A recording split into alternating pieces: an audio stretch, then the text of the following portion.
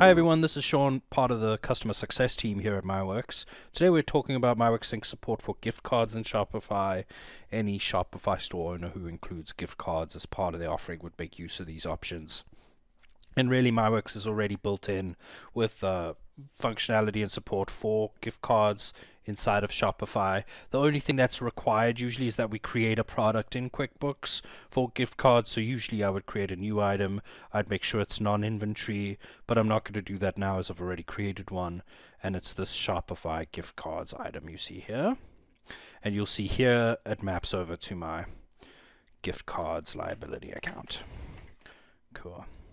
Awesome. So I would save that here, and then over in my MyWorks app here in Shopify, there's only two areas really where gift cards kind of feature inside of the MyWorks app, and the first area is here inside of settings and payment methods. You'll see here you can set how you want all your payments to sync to QuickBooks.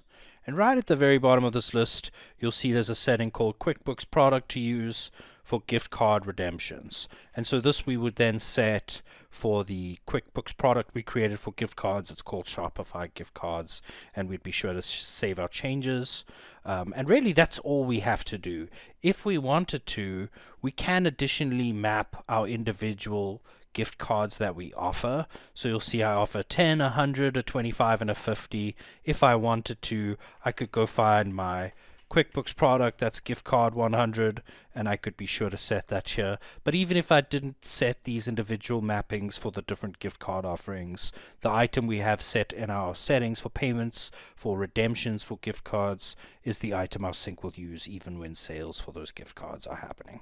So if I were to save that here to give you an example of what that might look like in an invoice, say for example somebody bought a Shopify gift card for 50, you'll see here that defaults to the redemption item.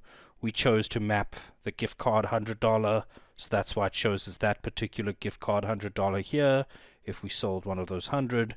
And then for any redemptions, here's an example of what a redemption would look like.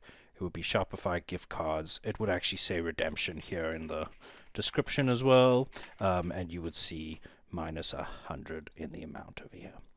Cool. Well, thanks for watching. If you'd like to chat to our debit team to learn how they can help automate accounting for you with MyWorks, the link for that is in the description. Thanks again. Bye.